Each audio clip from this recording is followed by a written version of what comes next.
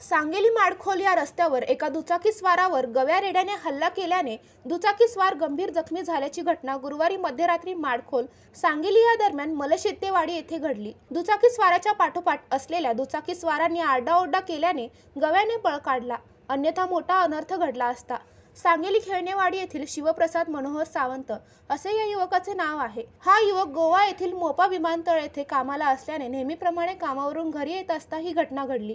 या हल्ल्यात शिवप्रसाद यांना कमरेला व पायाला गंभीर दुखापत झाली आहे, तर दुचाकीचेही अंदाजे 20,000 रुपयाचे नुकसान झाले आहे। वन खात्याला याची खबर मिळताच तत्काळ घटनास्थळी येत पंचनामा करून शिवप्रसाद यांची चौकशी केली।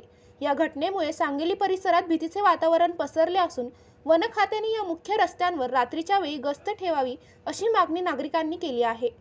पंकज मडये, जनशक्ती, सांगली। अरे, तुम्ही अजून आमच्या चॅनलला सबस्क्राइब नाही केलं तर लगेच जनशक्ती चॅनलला सबस्क्राइब करा आणि बेल आयकॉनवर क्लिक करा आणि रहा अपडेट।